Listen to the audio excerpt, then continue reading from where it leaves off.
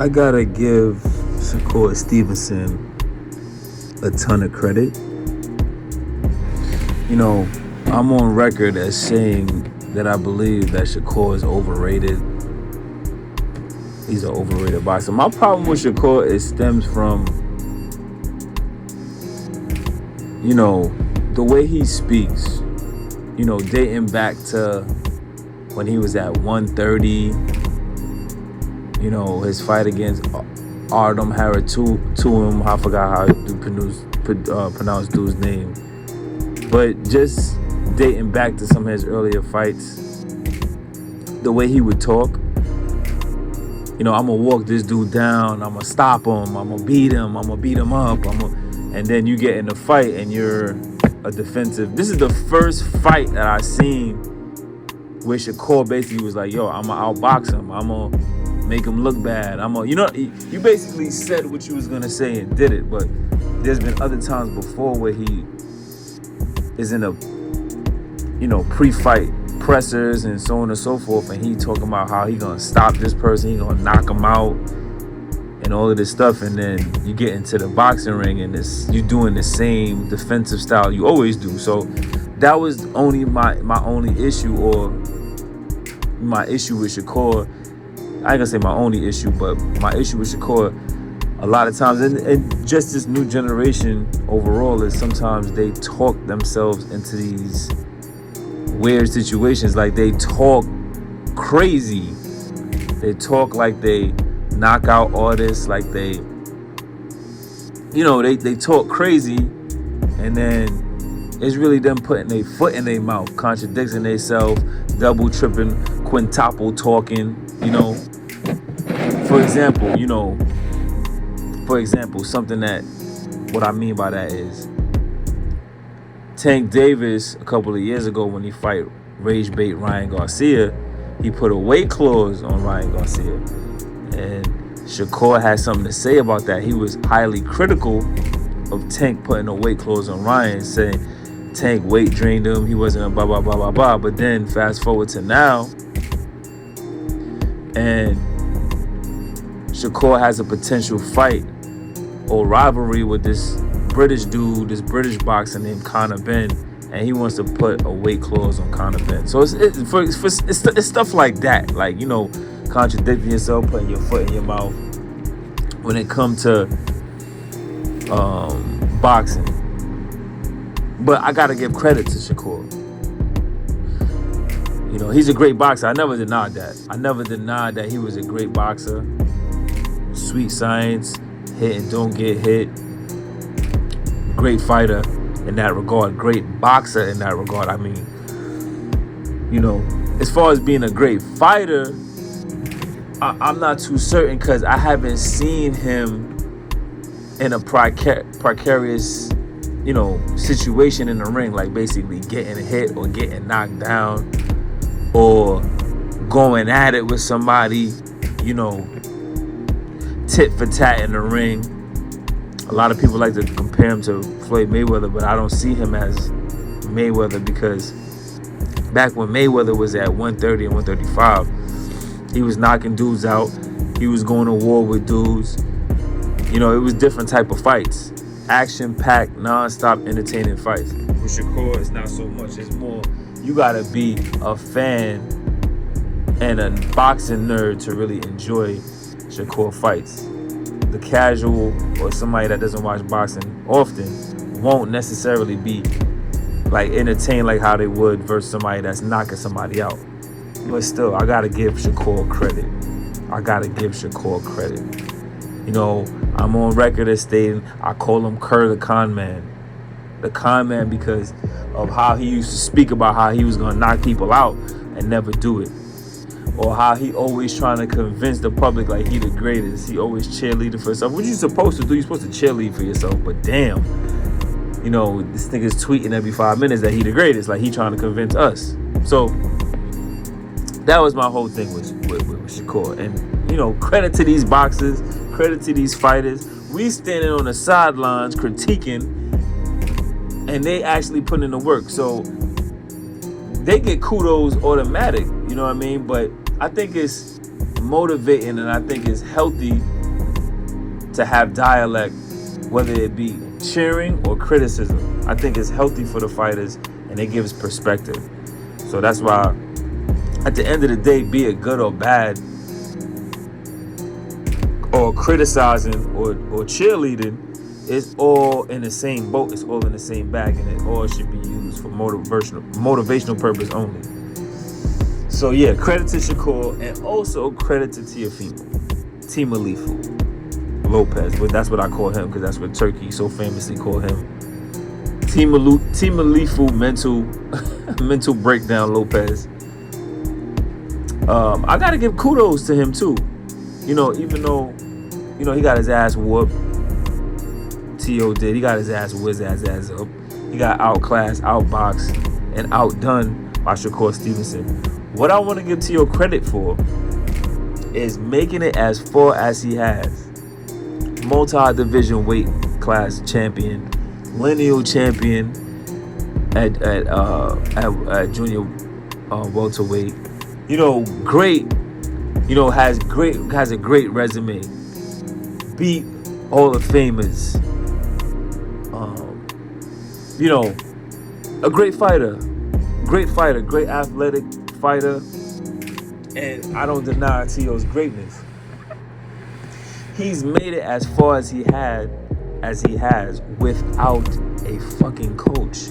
Because as we can see, Teo's dad broke the hell down during that fight. Didn't give good corner advice. It was like a dude from off the street was in Teo's corner. You know what I mean? And when you really think about it, when you think about Teo's previous fights, Barboza, his last fight, the big fights he had against Lomachenko and all of these people, when you think about it, Teofimo Sr. never really was the ultimate corner dude. He never was really giving his son brilliant corner advice. So this is based off all Teo's brain and his athleticism and his talent that he made it as far as he did, up to this point. So kudos to Teo. I'm sure he'll be back. He said he's moving up to 147, which I don't know if that's necessarily the right thing to do. Just because you lost to Shakur. Because remember, Shakur came up to 140. He's a 135er, you know what I'm saying? So there's still other fights, challenging fights to have at 140. Richards and Hitchens. I would still favor Teo over Richards and Hitchens. You got Gary Antoine Russell, that would be a tough fight. If you could come back, challenge Gary Antoine Russell for his belt and win, then you right back in the swing of things. So I don't know if necessarily is the answer to move up, even though 147 is trash. That's the most trash division in boxing, and it could use a little uplift, so Teo going there, or Booker T. Keyshawn Davis going up there, which he talked about doing when he's challenging Devin Haney. That would be great. That's great for that division, because that division is trash. So yeah, man, I just had to say that, kudos to both fighters, especially Shakur Stevenson, for the masterclass that he put on. I'm really trying to figure out what I want to see Shakur do, like where I want to see him go. He says, I don't want to see him fight Conor Benn. I don't think that's a good fight. And I think it's hilarious that, again, Cole puts his foot in his mouth. He's saying that Conor Benn is trash. He said that out his own mouth. Conor Benn is trash. I don't believe Conor Benn is trash, but I don't think he's a great boxer. He's a good little fighter, but I don't think he's on Shakur level, right? But Shakur is asking him for a weight clause.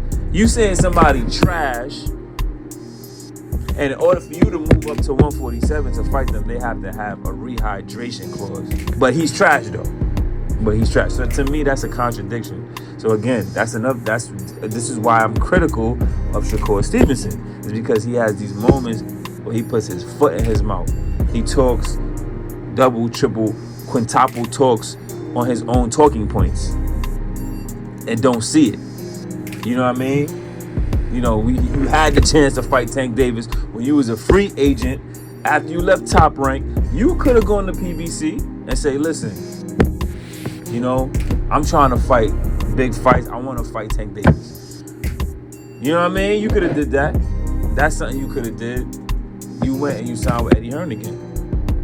You know? But what I want from these boxers is to keep the shit real. If you notice with guys like Dmitry Bivol and Artur Beterbiev and Alexander Usyk and his Eastern European guys, shout out to Bakaram Murtazalev, who just lost to Josh Kelly this past weekend. Credit to Josh Kelly, because I had Bakaram winning that fight, but Kelly rose to the occasion and outboxed Murtazalev. But Murtazalev, these guys, these Eastern European guys, they don't fucking make no excuses, man. Ain't no talking in social media and over talking and I'ma do this and I'ma do that and making yourself a caricature, trying to make yourself a fucking WWE sensation. Like how Booker T. Key, I call him Keyshawn Davis, I call him Booker T. Key or Tequila Key. These dudes do, they clout chase, they mention other boxers' name, they say things that they don't mean, they buck their eyes in interviews. It just does unnecessary talking and shtick. You know, that's the only thing, that's the only criticism I have of these guys. But these guys is great boxers, man. We talk about Keyshawn Davis and then, you know, it's annoying, this friend shit. This friendship, that's my man's, I can't box him, yo, I'll never fight him, why y'all doing face-offs? You know what I'm saying? What, like, go to different weight divisions then. Keyshawn, okay, you move up to 147, my nigga. Kurtikhan, man, you stay at 135, my nigga. Don't be in the same weight division if y'all gonna not fight each other. Because, you know what I'm saying? Everybody gonna be calling y'all for y'all to fight each other because y'all in the same weight division.